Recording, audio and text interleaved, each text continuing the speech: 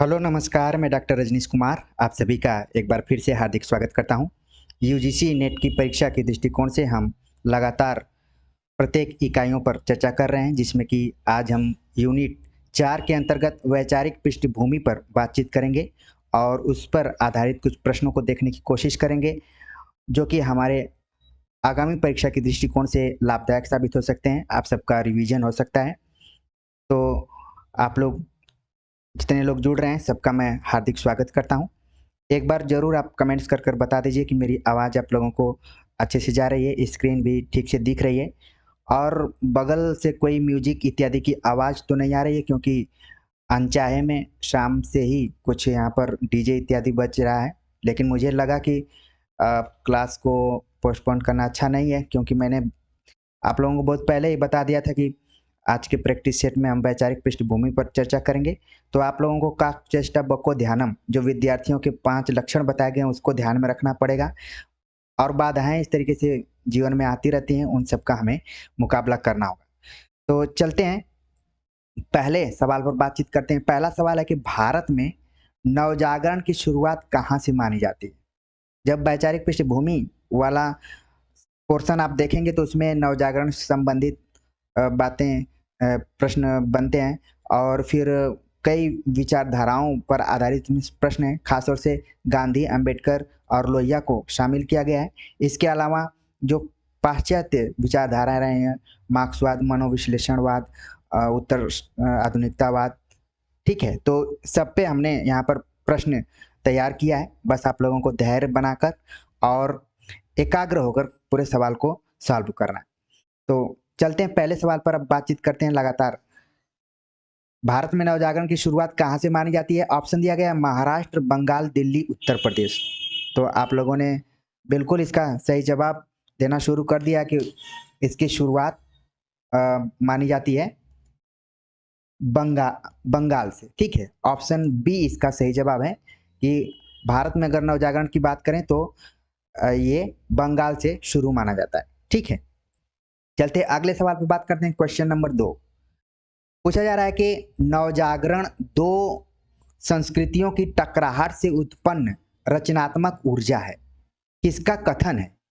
ये यहाँ पर सवाल पूछा जा रहा है कि नवजागरण दो संस्कृतियों की टकराहट से उत्पन्न रचनात्मक ऊर्जा है। रामविलास शर्मा, राम स्वरूप चतुर्वेदी, नामवर सिंह, शंभुनाथ सिंह।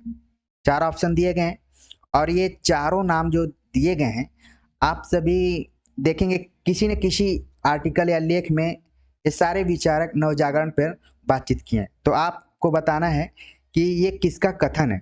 कई बच्चे इसका सही जवाब देना शुरू कर दिए हैं।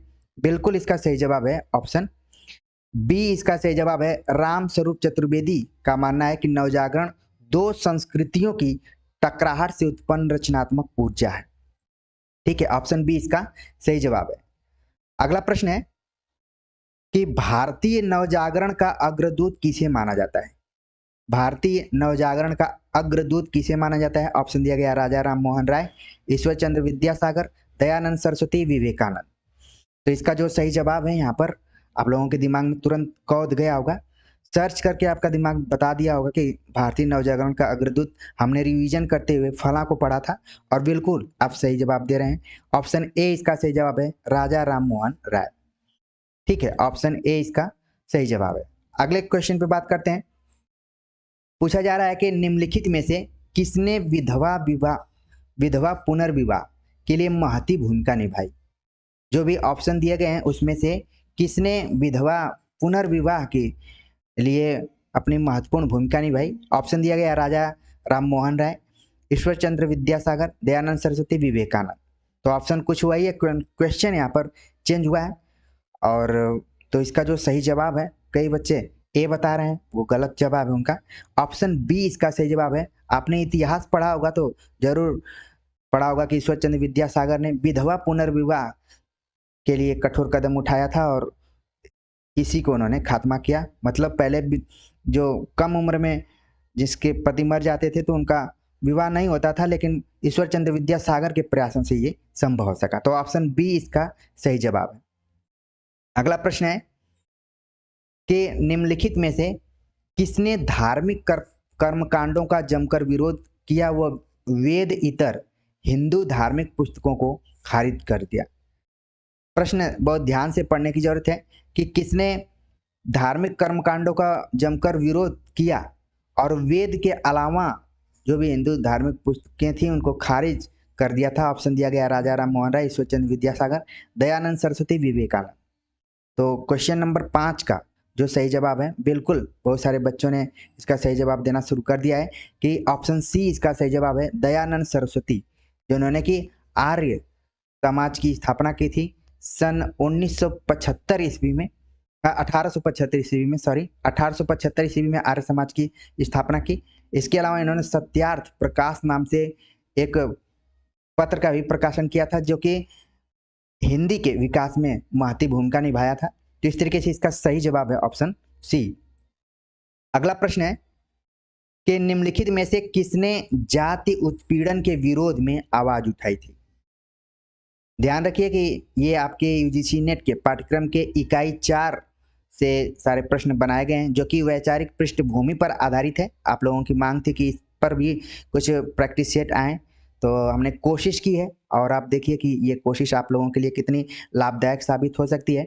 बाकी लगातार हमने इकाइयों को कवर करने की कोशिश की है, हमने उन अनछुए पहलुओं को ध्यान में रखने की कोशिश की है जो कि आपको समय निकालकर खोजना पड़ता, हमने उसको आसानी से आपके सामने प्रस्तुत किया है। बाकी हिंदी साहित्य का इतिहास आप लोग अपने से अच्छे से पढ़ते रहिए। उन 3 महत्वपूर्ण किताबों को, आचार्य रामचंद्र शुक्ल का इतिहास ग्रंथ, डॉक्टर बच्चन सिंह का हिंदी साहित्य का दूसरा इतिहास, रामस्वरूप चतुर्वेदी का हिंदी साहित्य संवेदना का विकास, बिल्कुल बढ़िया से पढ़ लीजिए। इन 3 किताबों से लगातार सवाल परीक्षाओं में पूछे जाते रहे। बाकी ये प्रैक्टिस सेट के अंत पे हम देख रहे हैं। तो जाति उत्पीड़न के विरोध में किसने आवाज उठाई थी? आप लोगों ने बातों ही बातों में बहुत सारे आंसर दे दिया। ऑप्शन सी ज्योतिबा फुले, जो कि जाति उत्पीड़न के विरोध में अपने आवाज को उठाए थे। ठीक है, अगले क्वेश्चन पे बात करते हैं। अगला प्रश्न है कि निम्नलिखित में से सुमेलित नहीं है, निम्नलिखित में से सुमेलित नहीं है। अब ध्यान से देखना है, राजा राम मोहन राय उपनिषद, विवेकानंद अद्वैत वेदांत, स्वामी दयानंद सरस्वती वेद, गांधी महाभारत। तो ये ऐसा ऑप्शन है कि इसको जल्दीबाजी में आप नहीं हल कर सकते हैं। इस प्रश्न को आपको देखना पड़ेगा कि आपने जितनी पढ़ाई की थी उसमें से क्या आपने देखा था कि राजा राम मोहन राय उपनिषदों का उन्होंने अध्ययन किया, उस पर अपने विचारों को उससे प्रभावित रहे, वो विवेकानंद अद्वैत वेदांत से प्रभावित रहे, स्वामी दयानंद सरस्वती वेदों की ओर लौटो, इनका एक नारा था, कई बार ये भी परीक्षाओं में पूछ लिया जाता है, वेदों की ओर लौटो। ठीक है, और गांधी जी यहाँ पर लिखा गया महाभारत, जो कि क्या है, ऑप्शन सुमेलित नहीं है, ये गलत है। यहाँ पर क्या होना चाहिए था, गीता पर वो काफी विश्वास करते थे। तो इस तरीके से आपकी तैयारी हो गई कि राजा राम मोहन राय उपनिषद से उनका जुड़ाव था, विवेकानंद का अद्वैत वेदांत से था, दयानंद सरस्वती का वेदों पर ज्यादा जोर था, जबकि गांधी का जोर गीता पर था। तो इस तरीके से आपके चारों ऑप्शंस क्लियर हो गए होंगे। आगे इससे किसी भी तरीके का प्रश्न आएगा तो मुझे पूरी उम्मीद है कि आपका सही होगा। अगले क्वेश्चन पे बात करते हैं। पूछा जा रहा है कि भारतेंदु हरिश्चंद्र और हिंदी नवजागरण की समस्याएं नामक पुस्तक के लेखक हैं। पुस्तक का नाम काफी बड़ा है, आप देख रहे हैं कि भारतेंदु हरिश्चंद्र और हिंदी नवजागरण की समस्याएं नाम से पुस्तक किसने लिखा था? ऑप्शन दिया गया रामविलास शर्मा, रामस्वरूप चतुर्वेदी, नामवर सिंह, शंभुनाथ सिंह। तो इसका जो सही जवाब है, जो इसका सही जवाब जिसको पता होगा तुरंत उसका दिमाग सर्च करके सामने ऑप्शंस को ला दिया होगा, और बिल्कुल आप लोगों का दिमाग अच्छा काम कर रहा है। सही जवाब है ऑप्शन ए, रामविलास शर्मा ने लिखा था भारतेंदु हरिश्चंद्र और हिंदी नवजागरण की समस्याएं। रामविलास शर्मा एक ऐसे आलोचक रहे हिंदी में जो कि प्रगतिवादी यानी कि मार्क्सवादी आलोचक के तौर पर जाने जाते हैं। इन्होंने कोई इतिहास ग्रंथ नहीं लिखा है, लेकिन इन्होंने उन महत्वपूर्ण पक्षों का पर ध्यान दिया है जो कि किसी भी इतिहास ग्रंथ की बुक से कम नहीं है। इन्होंने तुलसीदास पर काम किया है, इन्होंने निराला पर काम किया, इसके बाद भारतेंदु हरिश्चंद्र पे काम किया और प्रेमचंद पे काम किया, साथ ही महावीर प्रसाद द्विवेदी पर काम किया। ये 4-5 जो महत्वपूर्ण लेखक रहे हैं उन पर इन्होंने अलग अलग किताबें लिखी है, और वो सारी किताबें आपके लिए महत्वपूर्ण है। चलते हैं अगले सवाल पर बात करते हैं। अगला प्रश्न है कि भारतेंदु हरिश्चंद्र से जो नवजागरण शुरू होता है वह नई परिस्थितियों में पुराने लोक जागरण का ही विकास है। किसका कथन है कि भारतेंदु हरिश्चंद्र से जो नवजागरण शुरू होता है वह नई परिस्थितियों में पुराने लोक जागरण का ही विकास है? किसका कथन है? ऑप्शन दिया गया रामस्वरूप चतुर्वेदी, रामविलास शर्मा, नामवर सिंह, मैनेजर पांडे। तो क्वेश्चन नंबर 9 यानी कि 9वें का सही जवाब हो गया ऑप्शन बी, रामविलास शर्मा का ये कथन है। जैसा कि ऊपर इसी से संबंधित बुक के बारे में पूछा गया था तो तुरंत आपके दिमाग में आ गया होगा ये रामविलास शर्मा का कथन है। लेकिन बार बार मैं जोर देता हूं कि आपको फाइनल एग्जाम में उन 100 प्रश्नों में भी इसका सही जवाब देना है। इस चीज को एकदम से क्लियर करके रखना है। चलते हैं अगले क्वेश्चन पे बात करते हैं। अगला प्रश्न है, पूछा जा रहा है कि हिंदी उर्दू के विवाद में किसने खुलकर उर्दू का पक्ष लिया तथा हिंदी का विरोध किया?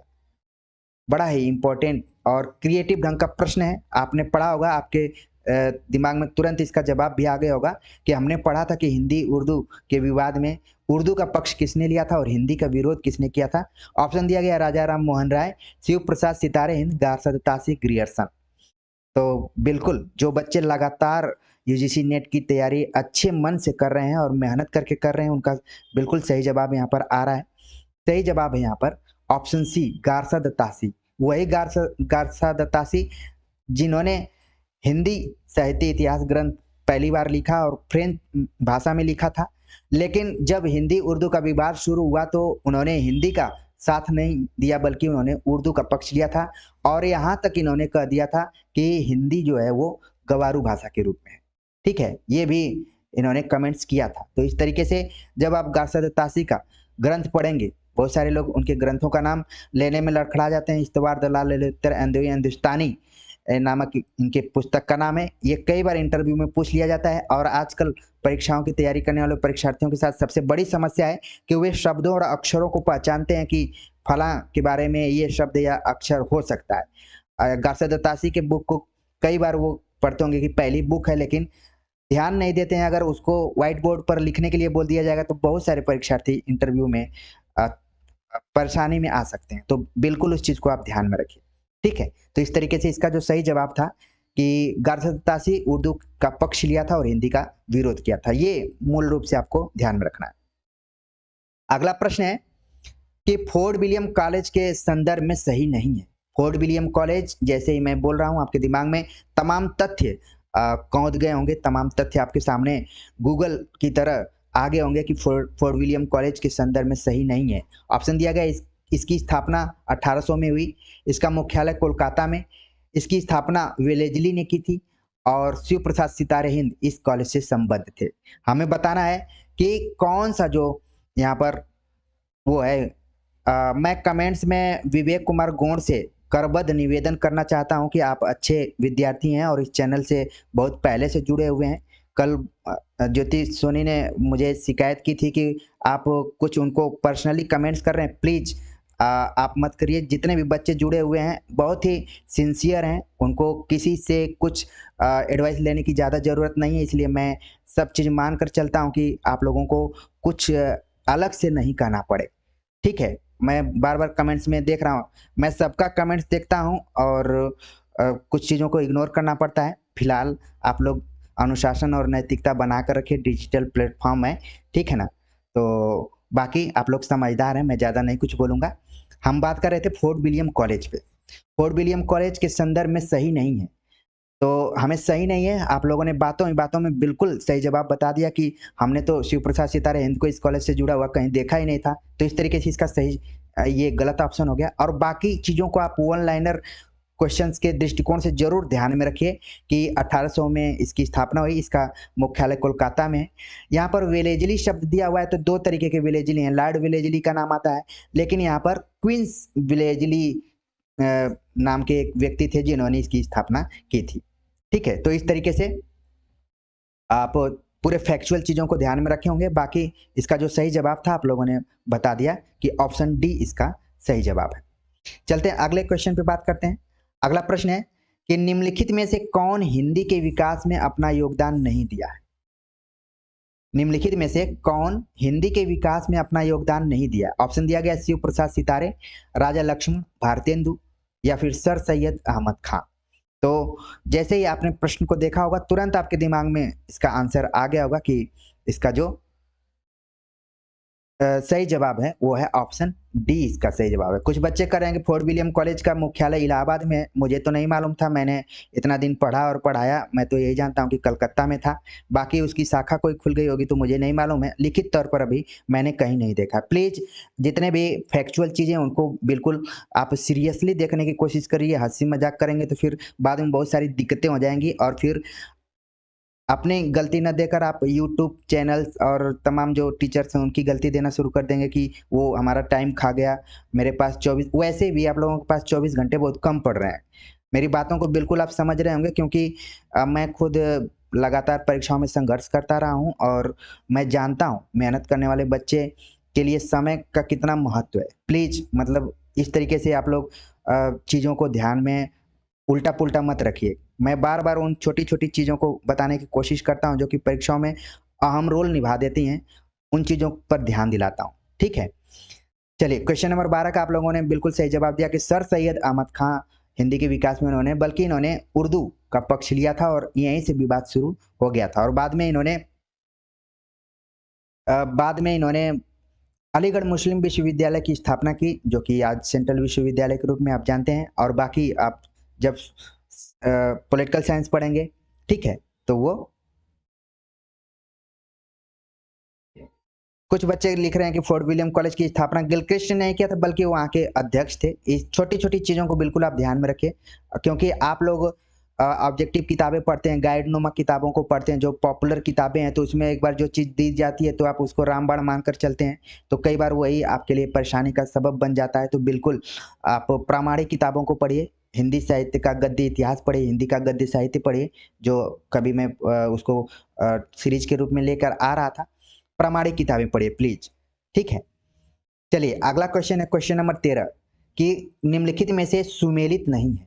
कौन सी चीज़ ऐसी है जो कि सुमेलित नहीं है? पूछा जा रहा है राजा राम मोहन राय ब्रह्म समाज, केशव चंद्र सेन प्रार्थना समाज, दयानंद सरस्वती आर्य समाज, ईश्वर चंद्र विद्यासागर राम कृष्ण परम हंस मिशन की स्थापना की थी। तो आपके दिमाग में तुरंत आ गया होगा कि इसका जो सही जवाब है ऑप्शन डी, इसका सही जवाब है कि ईश्वर चंद्र विद्यासागर ने रामकृष्ण परमहंस मिशन की स्थापना नहीं की बल्कि विवेकानंद ने की थी वेलूर में, ठीक है? वेलूर मठ के नाम से जाना जाता है उसको और बाकी जितने भी ऑप्शन दिए गए वो क्या है? सुमेलित है। तो इस तरीके से इसका सही जवाब हो गया ऑप्शन डी। अगले प्रश्न पर बात करते हैं क्वेश्चन नंबर 14। ये सारे जितने प्रश्न हैं आपको काफ़ी ध्यान से अच्छे से पढ़ना है और क्योंकि जब क्वेश्चन अच्छे से पढ़ लेंगे तो जो ऑप्शन दिए गए हैं उस ऑप्शंस को बहुत ही आराम से आप हल कर पाएंगे और आपका जो दिमाग है खुद प्रश्नानुसार उत्तर को खोज कर ला देगा। पूछा जा रहा है कि निम्नलिखित में से सत्य नहीं है यानी कि असत्य है। कौन सा कथन है? 1893 में नागरिक प्रचारणी सभा की स्थापना की गई। मालवीय ने मदन मोहन मालवीय ने नागरिक प्रचारणी नागरी लिपि के पक्ष में अंग्रेजी में पुस्तक लिखी। 1900 में नागरी लिपि को अदालतों में प्रवेश मिला। 1800 ईस्वी में सरस्वती पत्रिका आरंभ हुई थी। तो इसका जो सही जवाब है आप लोगों ने बिल्कुल सही जवाब देना शुरू किया है और बड़ी गंभीरता से आप लोग जवाब दे रहे हैं, बहुत अच्छा लग रहा है इसको देखकर। मैं भले किसी का नाम नहीं ले रहा हूँ लेकिन सबके कोटेशन जो भी कमेंट्स हैं उनको मैं देख रहा हूँ और जो भी थोड़ा भटकाव रूप लिए हुए कमेंट्स उस पे मैं बल्कि बारीकी से नज़र रखा हूँ। तो आप लोग बिल्कुल सही जवाब बता दिए कि 1800 में तो आपने कहीं पढ़ा ही नहीं था कि सरस्वती पत्रिका आरंभ हुई थी बल्कि 1900 में हुई थी और इसका पूरा एक मंडल था जिस पे कि मैंने अलग से वीडियो बनाया हुआ है, प्लीज़ समय निकाल कर उसको देख सकते हैं। बाकी सरस्वती पत्रिका जब 1903 से लेकर 1920 तक महावीर प्रसाद द्विवेदी ने इसका संपादन किया था तो ये अपने चरम पे थी, ठीक है? तो इस तरीके से इसका जो सही जवाब है कि इसमें सत्य नहीं है तो ऑप्शन डी है, सत्य नहीं है। बाकी ऊपर फैक्चुअल जानकारियों के लिए आप बिल्कुल ध्यान में रखिए कि नागरिक प्रचारणी सभा की स्थापना 1893 में हुई थी और मैं बताता था एक कि ये आप आरएसएस करके इसका नाम याद कर सकते हैं, राम नारायण शिव कुमार मिश्र और श्याम सुंदर दास ने मिलकर इसको बनाया था। मालवीय जी ने नागरी लिपि के पक्ष में करीब 60,000 सिग्नेचर कराकर जमा किया था ऑफिस में और उसके फेवर में अंग्रेजी में एक पुस्तक भी लिखी थी कि नागरी लिपि क्यों जरूरी है अदालतों में और अंत में 1900 ईस्वी में इसको अदालतों में प्रवेश मिला था। तो ये पूरा जो प्रश्न था यहाँ पर आपके लिए काफ़ी वन लाइनर प्रश्नों के हिसाब से महत्वपूर्ण था। आगे बात करते हैं। पूछा जा रहा है कि निम्नलिखित में से सत्य नहीं है। ये भी उसी तरीके का सवाल है, सत्य नहीं है। तो इस तरीके से आप लोगों को ध्यान में रखना है कि ऑप्शन को अच्छे से पढ़ना है। कालचक्र ऐतिहासिक घटनाओं के कालांकन की सूची है। हिंदी नए चाल में ढली सन 1873 ईस्वी में कहा गया था। 1873 में ही हरिश्चंद्र मैगजीन का प्रकाशन आरंभ हुआ था। उपरोक्त सभी महावीर प्रसाद द्विवेदी के संदर्भ में है। तो हमें बताना है कि तो इसका जो सही जवाब है कि कौन सी सत्य नहीं है बात, आप लोगों ने बिल्कुल इसका सही जवाब बता दिया कि ऑप्शन डी क्या है, गलत है। ये सारी बातें जो है वो भारतेंदु हरिश्चंद्र से जुड़ी हुई हैं। कालचक्र उनका एक निबंध है या फिर बुक ही कहा जा सकता है, जो कि ऐतिहासिक घटनाओं के से संबंधित है। ये Himachal Pradesh public service commission में एक बार पूछा जा चुका है। जब खुद मैं परीक्षार्थी के रूप में था तो भी ये प्रश्न आया था कि कालचक्र किस तरीके के बुक है। तो इतिहास ग्रंथ के तौर पर इसे जाना जाता है। हिंदी नए चाल में ढली सन 1873 में किसका कथन है? भारतेंदु हरिश्चंद्र का। कई बार परीक्षाओं में पूछा जा चुका है। और हरिश्चंद्र मैगजीन 1873 में ही इसका प्रकाशन आरंभ हुआ था। तो ये तीनों जो यहाँ पर आप देख रहे हैं सब भारतेंदु के बारे में। चलिए अगले क्वेश्चन पे बात करते हैं। अगला प्रश्न है, व्याकरण की शुद्धता और भाषा की सफाई के प्रवर्तक द्विवेदी जी ही थे। गद्य की भाषा पर द्विवेदी जी के इस शुभ प्रभाव का स्मरण तब तक भाषा के लिए शुद्धता आवश्यक समझी जाएगी तब तक बना रहेगा। ठीक है, जब तक भाषा के लिए शुद्धता आवश्यक समझी जाएगी तब तक द्विवेदी जी का स्मरण बना रहेगा। यह किसका कथन है? ऑप्शन दिया गया रामविलास शर्मा, रामचंद्र शुक्ल, रामस्वरूप चतुर्वेदी, नामवर सिंह। 4 ऑप्शन दिए गए हैं। और बिल्कुल जिन्होंने हिंदी साहित्य का इतिहास ग्रंथ रामचंद्र शुक्ल को अच्छे से पढ़ा है उन्होंने सही जवाब बता दिया कि रामचंद्र शुक्ल ने द्विवेदी जी यानी कि महावीर प्रसाद द्विवेदी, ध्यान में रखना है हजारी प्रसाद द्विवेदी नहीं बल्कि महावीर प्रसाद द्विवेदी की प्रशंसा करते हुए सारी बातें लिखी हैं। ठीक है, चलते हैं अगले क्वेश्चन पे बात करते हैं। अगला प्रश्न है, महावीर प्रसाद द्विवेदी और हिंदी नवजागरण पुस्तक के लेखक हैं। महावीर प्रसाद द्विवेदी और हिंदी नवजागरण पुस्तक के लेखक हैं। ऑप्शन दिया गया रामचंद्र शुक्ल, रामविलास शर्मा, नामवर सिंह, रामस्वरूप चतुर्वेदी। तो जैसे हमने ऊपर देखा था भारतेंदु हरिश्चंद्र हिंदी नवजागरण और भारतेंदु हरिश्चंद्र इस टाइप से बुक थी, और यहाँ पर आप देख रहे हैं महावीर प्रसाद द्विवेदी और हिंदी नवजागरण। तो इस तरीके से इसका जो सही जवाब है ऑप्शन बी इसका सही जवाब है, रामविलास शर्मा ने इसको लिखा है। ये बुक परीक्षाओं में लगातार पूछी जाती रही है, बिल्कुल इसको आप लोग ध्यान में रखिए। चलते हैं अगले प्रश्न पर बात करते हैं। अगला प्रश्न है, थोड़ा सा ये बड़ा प्रश्न है लेकिन आपको यहाँ पर धैर्य बनाकर इसको पढ़ना पड़ेगा थोड़ा सा, कि महावीर प्रसाद द्विवेदी के संदर्भ में सही नहीं है। महावीर प्रसाद द्विवेदी के संदर्भ में सही नहीं है। ऑप्शन दिया गया कि द्विवेदी जी ने 1903 से 1920 ईस्वी तक सरस्वती का संपादन किया। हिंदी भाषा के व्याकरण को स्थिर रूप देकर द्विवेदी जी ने नवजागरण के भाषिक पक्ष को निखारा। उन्होंने समाज के दृष्टिकोण में सुधार लाने का प्रयास किया। द्विवेदी जी ने निराला की कविता जूही की कली को सहर्ष प्रकाशित किया था। तो हमें बताना है कि कौन सा ऐसा कथन है इसमें जो कि सत्य नहीं है।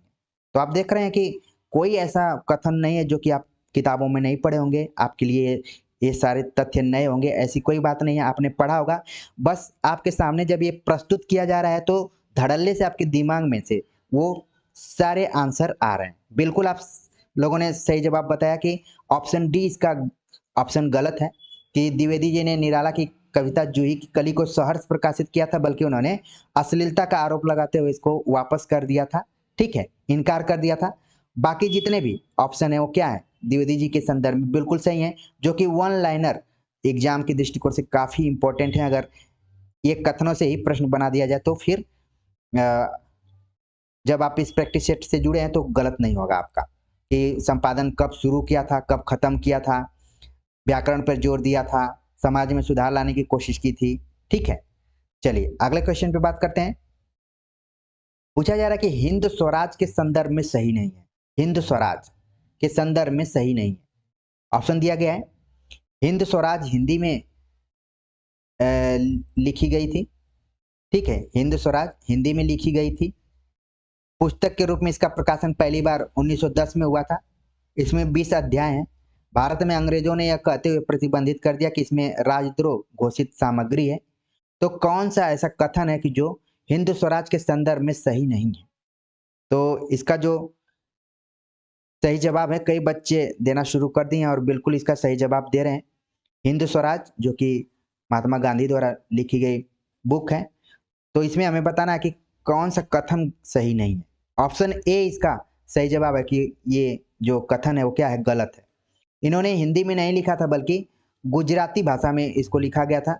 ठीक है, तो इस चीज़ को आप ध्यान में रखिए कि हिंद स्वराज की जो मूल भाषा थी वो गुजराती थी और बाकी जितने भी ऑप्शन दिए गए हैं वो सारे फैक्ट्स क्या हैं, सही हैं। इसमें कुल 20 अध्याय हैं और इसका प्रकाशन 1910 ईस्वी में हुआ था और अंग्रेजों ने इस पे राजद्रोह का आरोप लगाकर इसे प्रतिबंधित कर दिया था। जैसे कि आपने प्रेमचंद की रचना को पढ़ा होगा सोजे वतन, जिसको कि प्रतिबंधित कर दिया गया था।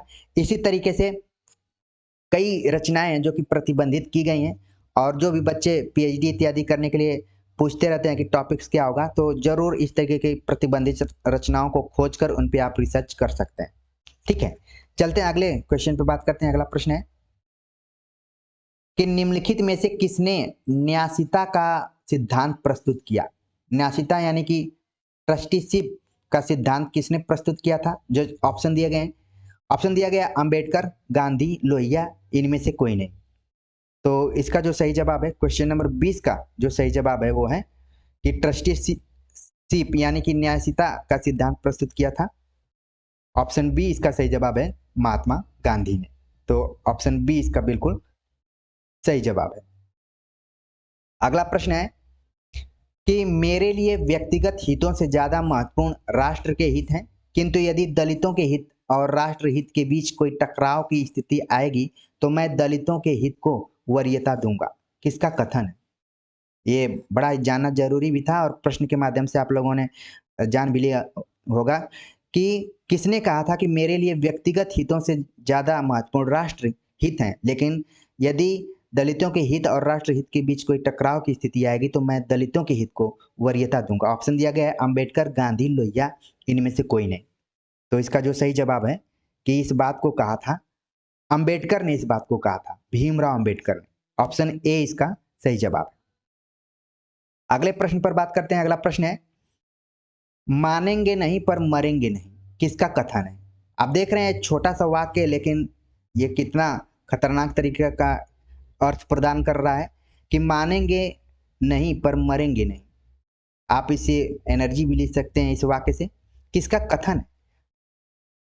आपने पढ़ा होगा द माउंटेन मैन माझी कि जब तक तोड़ेंगे नहीं तब तक छोड़ेंगे नहीं, कुछ इस तरीके से डायलॉग है।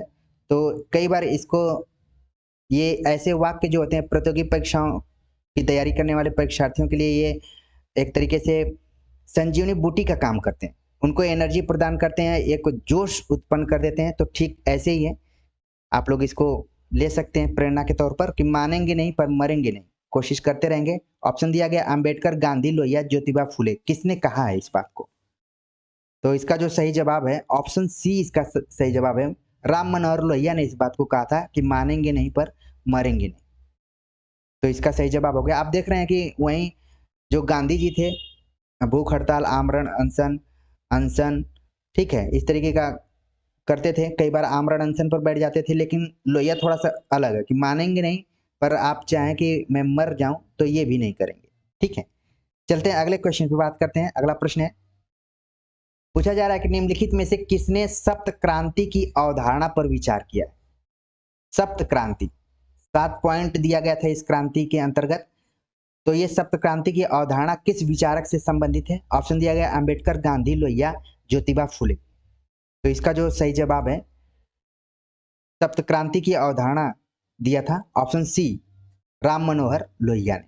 ठीक है, ठीक है, चलते हैं अगले क्वेश्चन पे बात करते हैं। अगला प्रश्न है, कार्ल मार्क्स के बारे में आप जानते ही होंगे, लेकिन यहाँ पर देखिए सवाल सीधा सीधा पूछा जा रहा है।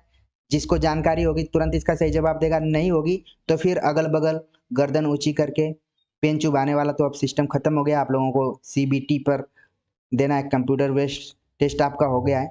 तो फिर स्क्रीन पर झांकेंगे ताकेंगे इधर उधर। कार्ल मार्क्स का संबंध किस देश से? यूनान, फ्रांस, जर्मनी, रूस। तो कार्ल मार्क्स कहाँ का रहने वाला था, ये ज़्यादा जरूरी है। और मार्क्सवादी किसी को भी कर देना बहुत आसान है, लेकिन कार्ल मार्क्स का संबंध किस देश से, ये हमें बताना है। आप लोगों ने बिल्कुल इसका सही जवाब देना शुरू कर दिया है। फ्रांस और जर्मनी को लेकर आप लोग कंफ्यूजन में चल रहे हैं, तो आज क्लियर कर लीजिए एकदम कि कार्ल मार्क्स कहाँ का था। कार्ल मार्क्स थे जर्मनी के। ऑप्शन सी इसका सही जवाब है। कार्ल मार्क्स जर्मनी के थे, जिन्होंने दास कैपिटल नाम की बुक लिखी थी। और मार्के की बात यह है कि जो बुक्स लिख रहे थे तो उनकी पत्नी ही उसकी प्रूफ रीडिंग इत्यादि कर रही थी, तो ये बहुत अच्छी बात है। चलते हैं अगले क्वेश्चन पे बात करते हैं। क्वेश्चन नंबर 25 पूछा जा रहा है कि मानव इतिहास की व्याख्या के अंतर्गत मार्क्स ने इतिहास की कुछ अवस्थाओं का जिक्र किया है जिसमें शामिल नहीं है। यानी जब मार्क्स मानव इतिहास की व्याख्या कर रहे थे तो उन्होंने कुछ अवस्थाओं का जिक्र किया है, उसमें से कौन सी अवस्था है जो कि शामिल नहीं है वो हमें बताना है। ऑप्शन दिया गया आदिम साम्यवाद, सामंतवाद, पूंजीवाद या फिर आतंकवाद। तो कौन सा ऐसा ऑप्शन है जो कि शामिल नहीं है? सही जवाब है ऑप्शन डी, आतंकवाद उसमें नहीं शामिल है। बाकी और जितने भी चीजें दी गई हैं, साम्यवाद, सामंतवाद, पूंजीवाद, वो मानव इतिहास की व्याख्या करते समय कार्ल मार्क्स ने इतिहास की अवस्थाओं के रूप में उसका जिक्र किया हुआ है। ठीक है, चलते हैं अगले प्रश्न पर बात करते हैं। अगला प्रश्न है कि निम्नलिखित में से मनोविश्लेषणवादी विचारक नहीं है। मनोविश्लेषणवादी विचारक कौन सा नहीं है? ऑप्शन दिया गया है Freud, Jung, Adler, Karl Marx. तो मनोविश्लेषणवादी विचारकों से आप भली भांति परिचित होंगे, चाहे वो पाश्चात्य के हों चाहे हिंदी साहित्य के हों। ठीक है, तो यहाँ पर हमें बताना है। आप लोगों ने बिल्कुल इसका सही जवाब बता दिया कि कार्ल मार्क्स, जो ऑप्शन दिया गया है डी, जो कि मनोविश्लेषणवादी विचारधारा से नहीं है, ये ऑप्शन गलत है। बाकी तीनों जो नाम दिए गए हैं वो सब इसी विचारधारा से जुड़े हुए हैं, तो इस तरीके से इसका जो सही जवाब है ऑप्शन डी होगा। अगला प्रश्न है, निम्नलिखित में से किसके मनोविज्ञान में लिबिडो अथवा कामवृत्ति से अधिक महत्व अहम को दिया गया है? किसके मनोविज्ञान में? मनोविश्लेषणवादी विचारकों के बारे में हमने बात किया, लेकिन उनमें भी कुछ कुछ अंतर है, चाहे फ्रायड हो, चाहे यूंग हो, चाहे एडलर हो। तो ये सवाल पूछा जा रहा है कि किसने कामवृत्ति से ज्यादा महत्व अहम को दिया है? ऑप्शन दिया गया Freud, Jung, Adler, Karl Marx. तो इसका जो सही जवाब है ऑप्शन बी इसका सही जवाब है। यूंग ने कामवृत्ति से ज्यादा महत्व अहम को दिया है। चलिए अगले क्वेश्चन पे बात करते हैं। अगला प्रश्न है, निम्नलिखित में से किसे अस्तित्ववाद का प्रणेता माना जाता है?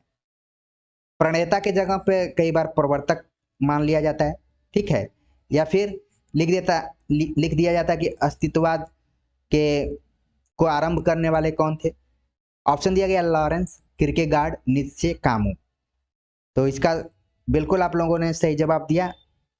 किरकेगार्ड को माना जाता है कि अस्तित्ववाद के जनक थे, प्रणेता थे, प्रवर्तक थे। ठीक है, अगले क्वेश्चन पे बात करते हैं। अगला प्रश्न है, पूछा जा रहा है कि नीत्शे के संदर्भ में सही कथन है। नीत्शे जो कि विचारक हैं, पूछा जा रहा है कि उनके संदर्भ में कौन सा कथन है जो कि सही है?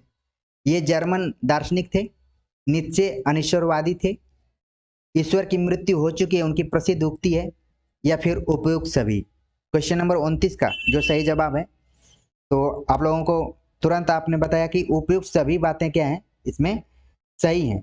तो इस प्रश्न को पूछने का एक उद्देश्य यह भी था कि नीत्शे के बारे में आप जान जाइए कि वो जर्मनी का रहने वाला था, ठीक वैसे जैसे कार्ल मार्क्स जर्मनी के थे। अच्छा, एक चीज़ और मैं बता दूं आपको, पिछले प्रैक्टिस सेट में हमने बताया था कि आई.ए. रिचर्ड्स इंग्लैंड के थे। तो एक कमेंट्स मैंने देखा, तो एक बच्ची ने लिखा कि सर मैंने एक किताब में पढ़ा कि वो यूनाइटेड किंगडम के थे, यानी कि यूके जिसको कहा जाता है। यूके इसलिए मैं नहीं बोल रहा हूँ, कई बार लोग उत्तराखंड में रहते हैं तो भी बोल देते हैं कि मैं यूके में रहता हूँ, तो ये काफ़ी कन्फ्यूजन क्रिएट कर देता है। यूनाइटेड किंगडम, तो अब मैं काफ़ी दुविधा में पड़ गया कि भाई इंग्लैंड मैंने कह दिया तो क्या मैंने गलती कर दी कोई? ठीक है, तो आई.ए. रिचर्ड्स इंग्लैंड के थे, उसको यूके भी बोल सकते हैं। इतनी सामान्य जानकारी थोड़ी थोड़ी होनी चाहिए। तो नीत्शे जर्मनी के थे, ये अनिश्वरवादी थे, ईश्वर में विश्वास नहीं करते थे, और इन्होंने कहा था कि ईश्वर की मृत्यु हो चुकी है। आज अगर नीत्शे रहते तो इनको जेल इत्यादि भी हो सकती थी, लेकिन इन्होंने क्या किया, ईश्वर की मृत्यु हो चुकी। तो इन सारी चीज़ों को बिल्कुल आप ध्यान में रखिए। चलते हैं अगले क्वेश्चन पे बात करते हैं। पूछा जा रहा है निम्नलिखित में से अस्तित्ववादी विचारक नहीं है, निम्नलिखित में से अस्तित्ववादी विचारक नहीं है। ऑप्शन दिया गया है Karl Jaspers, Martin Heidegger, Simone de Beauvoir, Ezra Pound. तो कौन सा नाम है जो कि अस्तित्ववादी विचारक के रूप में नहीं जाने जाते हैं?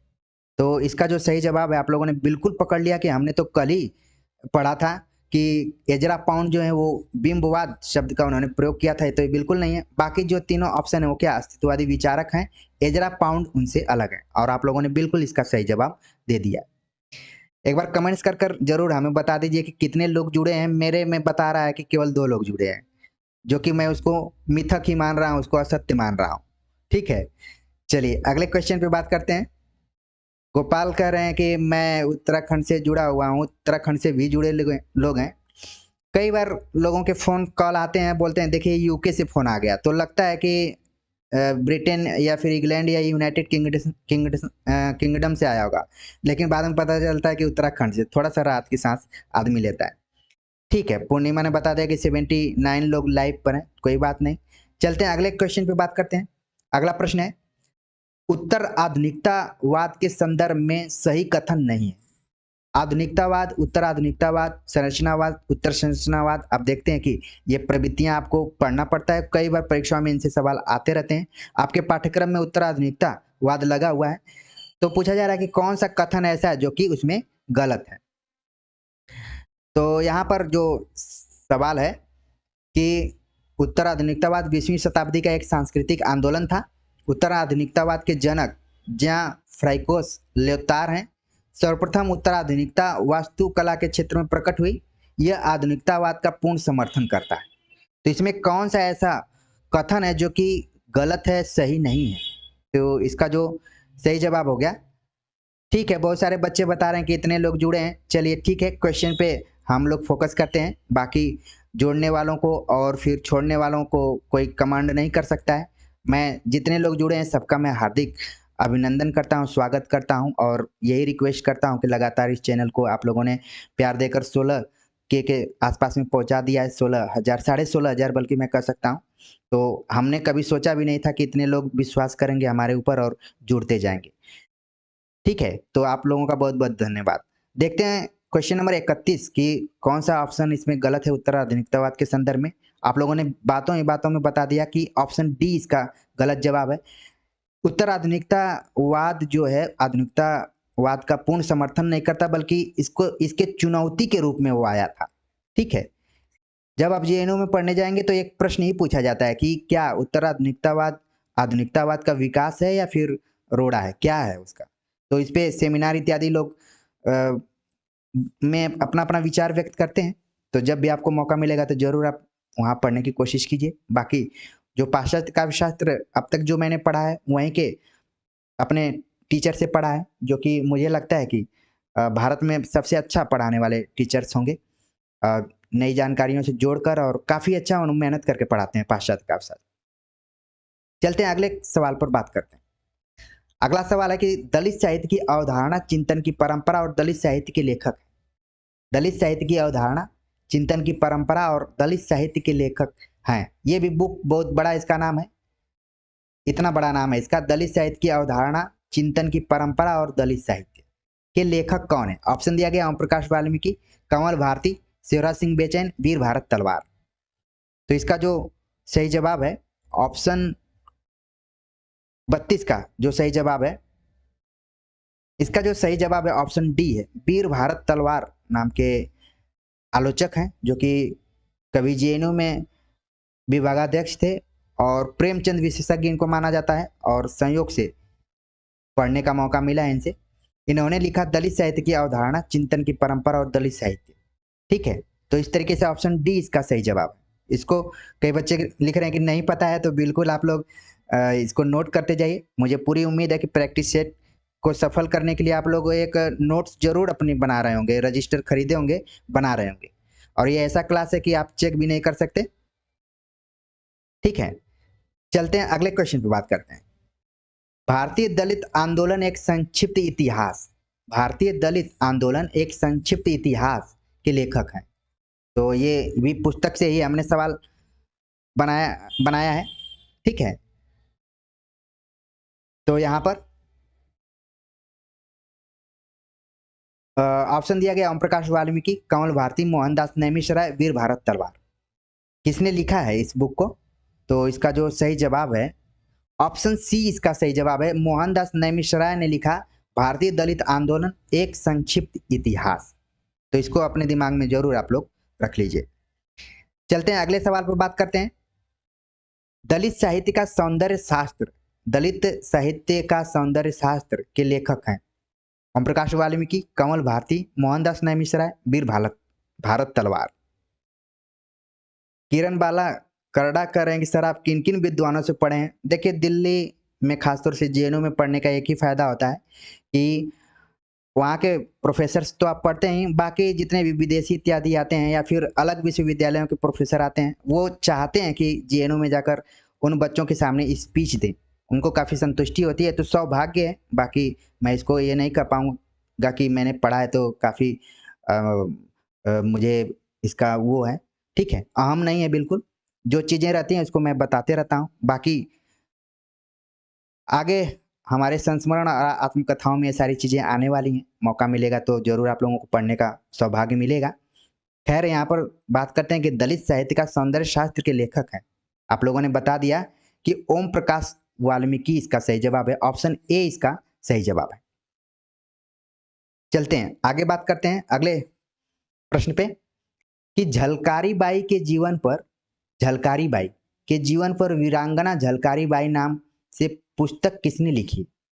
तो क्योंकि आपके सिलेबस में वैचारिक पृष्ठभूमि के अंतर्गत दलित साहित्य, अस्मितावादी विमर्श जितने हैं, अस्मितामूलक विमर्श, उसमें दलित साहित्य, स्त्री साहित्य, आदिवासी विमर्श, अल्पसंख्यक विमर्श को जोड़ा गया है। तो उसी क्रम में ये सारे प्रश्न आपको देखने के लिए मिल रहे हैं।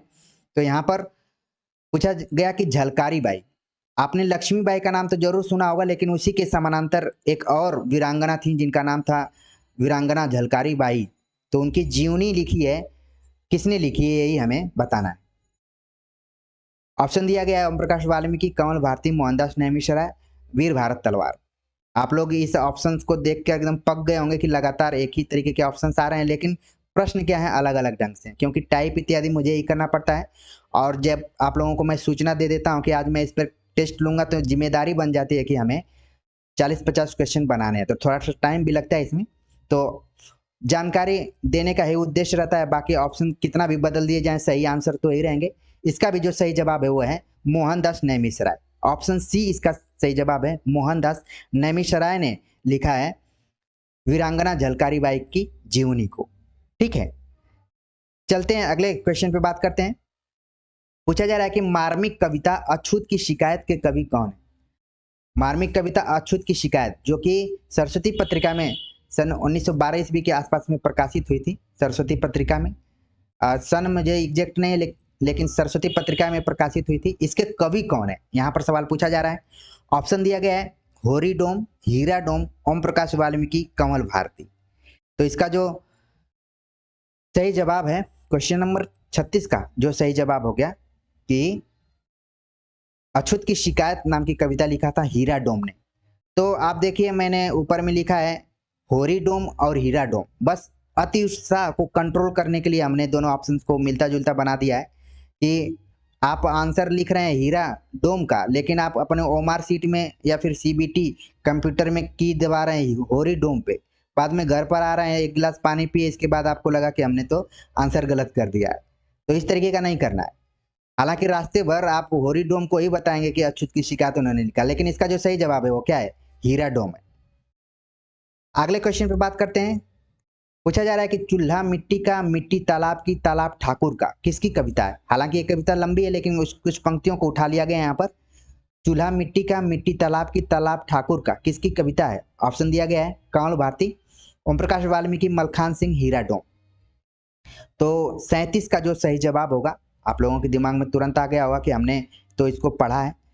ठाकुर का कुआं नाम से कविता लिखा है एक कवि ने, ठाकुर का कुआं। कहानी लिखा है प्रेमचंद ने, लेकिन उसी को आधार बनाते हुए ओम प्रकाश वाल्मीकि ने लिखा ठाकुर का कुआं। और इसके बाद उन्होंने एक कविता लिखी हुई है कि चूल्हा मिट्टी का, मिट्टी तालाब की, तालाब ठाकुर का, खेत ठाकुर का, हल ठाकुर का, बैल ठाकुर के, सब कुछ ठाकुर के, और उस पे जो हत्थे हैं वो हमारे। तो अंत में सवाल पूछते हैं, तो मेरा क्या बचा है, गांव शहर। ठीक है, इस तरीके से उन्होंने सवाल उठाया। बहुत ही अच्छी कविता है, जब भी मौका मिले तो जरूर इसको पढ़िए। आप लोगों ने पढ़ा भी होगा दलित विमर्श पे बातचीत करते हुए। चलते अगले सवाल पे बात करते हैं। अगला प्रश्न है कि सत्य शोधक समाज की स्थापना किसने की थी? ऑप्शन दिया गया अंबेडकर, फूले, गांधी, कांशीराम।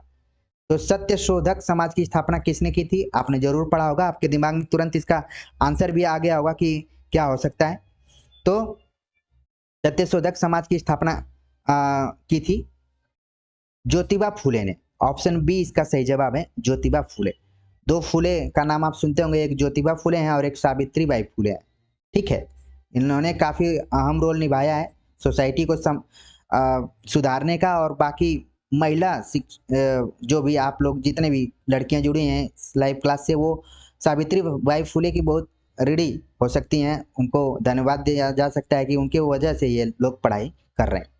चलते अगले क्वेश्चन पे बात करते हैं। अगला प्रश्न है, दलित चिंतन की शुरुआत किस भाषा से मानी जाती है? दलित चिंतन की शुरुआत किस भाषा से मानी जाती है? ऑप्शन दिया गया पंजाबी, मराठी, बंगाली, तमिल। तो ऑप्शन को देखने के बाद आपको लग रहा है कि हिंदी इसमें कहीं दिखाई नहीं पड़ रही, तो इसका मतलब हिंदी में बाद में आया हुआ है। तो किस भाषा से इसकी शुरुआत मानी जाती है, आप लोगों ने जरूर पढ़ा होगा। तो इसका जो सही जवाब है ऑप्शन बी इसका सही जवाब है, मराठी भाषा से माना जाता है। ठीक है, चलते हैं अगले क्वेश्चन पे बात करते हैं। अगला प्रश्न है कि निम्नलिखित में से दलित साहित्यकार नहीं है। दलित साहित्यकार कौन नहीं है? ऑप्शन दिया गया ओम प्रकाश वाल्मीकि, मोहनदास नेमिशराय, सूरजपाल चौहान, प्रेमचंद। तो दलित साहित्यकार के रूप में कौन नहीं है? क्वेश्चन नंबर 40 का जो सही जवाब है, आप लोग जल्दी से देना शुरू कर दीजिए। विजय बहुगुणा, जय देवभूमि और जय देवभूमि। देखिए हिमाचल प्रदेश में भी मैं कई बार गया हूँ, वहाँ उसको भी देवभूमि कहा जाता है, उत्तराखंड को भी कहा जाता है। हालांकि उत्तराखंड मुझे जाने का भी एक बार ही मौका मिला है। ठीक है, तो अभी ठीक से मैं नहीं घूम पाया हूँ, जरूर कभी समय निकाल कर जाएंगे। देखिए यहाँ पर दलित साहित्यकार कौन नहीं है हमें बताना है। आप लोगों ने बिल्कुल सही जवाब बता दिया कि ऑप्शन डी। हालांकि प्रेमचंद ने दलितों को केंद्र में रखकर, दलित समाज को केंद्र में रखकर जरूर बहुत सारी कहानियां लिखी हैं, लेकिन सवाल उठ जाता है वही अनुभूति और सहानुभूति का प्रश्न जो उठ जाता है, वहीं से इनको किया जाता है, खारिज कर दिया जाता है। ठीक है, और जो दलित साहित्य के सरोकार हैं उन पे ठीक से फिट नहीं बैठते हैं, ऐसा मानना है दलित आलोचकों का। तो इस तरीके से इसका जो सही जवाब हो गया ऑप्शन डी, जो कि प्रेमचंद गलत है। और बाकी जो तीनों नाम दिए गए हैं भली भांति इनसे आप परिचित हैं। चलते हैं अगले क्वेश्चन पे बात करते हैं। पूछा जा रहा है कि सिमोन द बोआ, और कई जगह सिमोन द बोवार लिखा रहता है, तो सिमोन द बोआ का संबंध किस देश से है? सिमोन द बोआ का नाम आप लोगों ने सुना होगा और उनसे जुड़े हुए फैक्ट्स आपके दिमाग में आ भी गए होंगे कि क्या अगला सवाल बन सकता है। ठीक है, तो सिमोन द बोआ का संबंध किस देश से, ये ज्यादा जानकारी होनी जरूरी है। ऑप्शन दिया गया है अमेरिका, इंग्लैंड, फ्रांस, जर्मनी। तो कहाँ की थी सिमोन द बोआ? तो जिन बच्चों ने पढ़ा होगा तुरंत इसका सही जवाब वो बता देंगे, जिन्होंने नहीं पढ़ा होगा फिर वो इधर उधर ताक झाक करेंगे। आप देख लीजिए, इसका जो सही जवाब है ऑप्शन सिमोन द बोआ रहने वाली थी। इसका सही जवाब है ऑप्शन सी, फ्रांस की रहने वाली थी।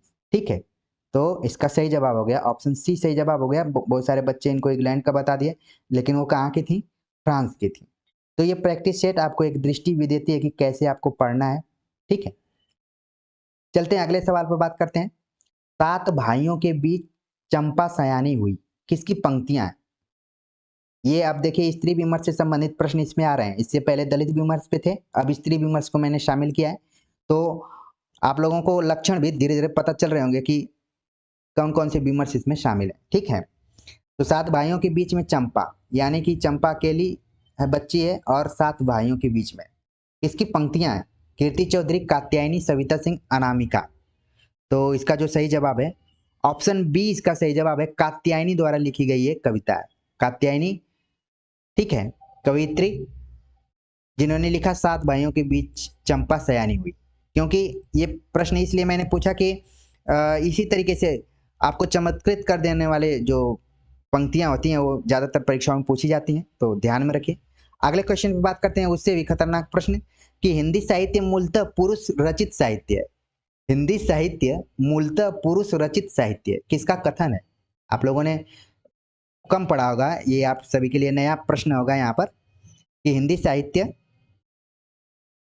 शीला कर रहे हैं कमेंट्स भी पढ़िए बेटा, आपका मैं कमेंट्स देख रहा हूँ। आप पूछ रहे हैं कितने प्रश्न बचे हुए हैं, तो मैंने पहले ही बता दिया था कि 50 प्रश्नों पर मैंने आज तैयार करके प्रैक्टिस सेट आप सभी को सामने प्रस्तुत कर रहा हूँ, तो ज़्यादा नहीं है।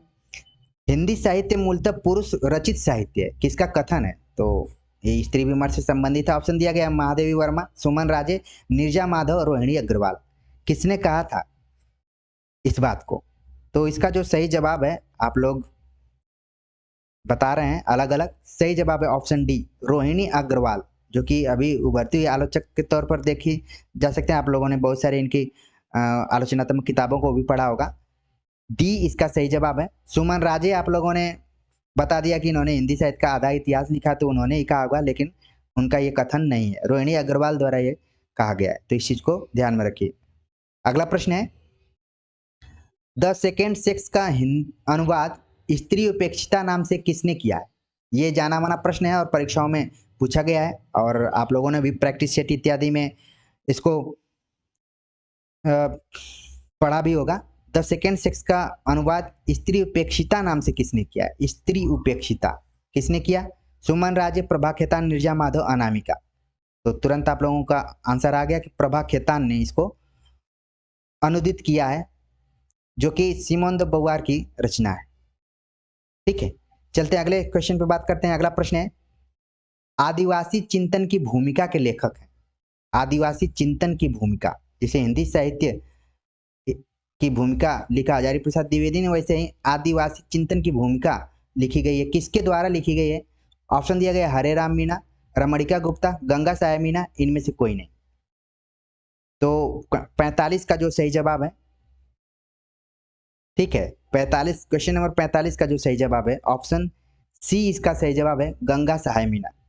और गर्व महसूस हो रहा है कि इनसे भी पढ़ने का मौका मिला है, जेएनयू में वर्तमान समय में प्रोफेसर है। ठीक है, तो इन्होंने लिखा आदिवासी चिंतन की भूमिका। अगला क्वेश्चन है, द पोस्ट मॉडर्न कंडीशन और रिपोर्ट ऑन नॉलेज के लेखक हैं। आप देख रहे होंगे कि अचानक मैंने छलांग लगा दी, आदिवासी विमर्श से तुरंत आ गया पाश्चात्य, यानी कि जो संरचनावाद, उत्तराधुनिकता, इन सब से रिलेटेड क्वेश्चन आ गए यहाँ पर। द पोस्ट मॉडर्न कंडीशन और रिपोर्ट ऑन नॉलेज के लेखक कौन है? ऑप्शन दिया गया लेवतार, देरिदा, रोलां बार्थ, इलियट। तो इसका जो सही जवाब है यहाँ पर ऑप्शन ए सही जवाब है। लेवतार ने लिखा the post modern condition and report on knowledge. ठीक है, चलते हैं अगला प्रश्न है, उस पर बात करते हैं कि उत्तर आधुनिकतावाद महावृत्तांत के विरुद्ध है। महावृत्तांत का अर्थ है ईसाइयत, मार्क्सवाद और वैज्ञानिक प्रगति का मिथ। इनके विरुद्ध अब छोटे छोटे अस्मिता समूहों जैसे स्त्री विमर्श, दलित विमर्श आदि का उदय हो रहा है। ठीक है, थोड़ा सा यहाँ पर कुछ मिस्टेक हो गया है, तो बस आपको ये ध्यान में रखना है कि उत्तर आधुनिकतावाद महावृत्तांत के विरुद्ध है, और इसके अंतर्गत स्त्री विमर्श, दलित विमर्श आदि का क्या हो रहा है? उदय हो रहा है, और छोटे छोटे अस्मिता मूलक जो विमर्श है उनका उदय हो रहा है। ये किसका कथन है? ऑप्शन दिया गया लेवतार, देरिदा, रोलां बार्थ, इलियट। तो इसका भी जो सही जवाब है वो है ऑप्शन ए, इसका सही जवाब है कि ये बात भी लेवतार ने ही कही थी। चलते हैं अगले क्वेश्चन पे बात करते हैं। अगला जो प्रश्न है, निम्नलिखित में से किसने उत्तर आधुनिकता को पूंजीवाद के विकास की खास अवस्था कहा है? निम्नलिखित में से किसने उत्तर आधुनिकता को पूंजीवाद के विकास की खास अवस्था कहा है? देरिदा, लेवतार, फ्रेडरिक जेम्सन, रोलां बार्थ। तो इसका जो सही जवाब है कि पूंजीवाद की विकास की खास अवस्था उत्तर आधुनिकता को किसने कहा है? ऑप्शन सी इसका सही जवाब है, फ्रेडरिक जेम्सन ने इस बात को कहा है। ठीक है, चलते हैं अगले सवाल पर बात करते हैं। अगला प्रश्न है, post modernism the culture logic of late capitalism के लेखक हैं।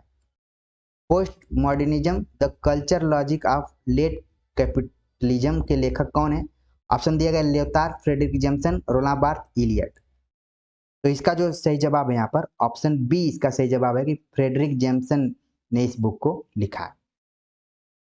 आज का आखिरी प्रश्न है, कई बच्चे परेशान है कि कुल कितना प्रश्न है, तो आज का ये आखिरी प्रश्न है कि निम्नलिखित में से सुमेलित नहीं है, हमें बताना है कि सुमेलित नहीं है।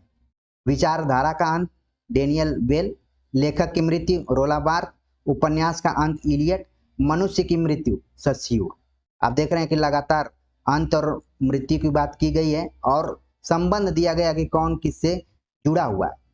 तो अगर आपने उत्तराधुनिकतावाद पढ़ा होगा अच्छे से तो बिल्कुल आप लोगों ने पकड़ लिया होगा कि इसका सही जवाब क्या हो सकता है। सही जवाब है ऑप्शन डी, जो कि सुमेलित नहीं है। मनुष्य की मृत्यु सस्यूर ने नहीं, बल्कि इसको किसने कहा था? मनुष्य की मृत्यु के बारे में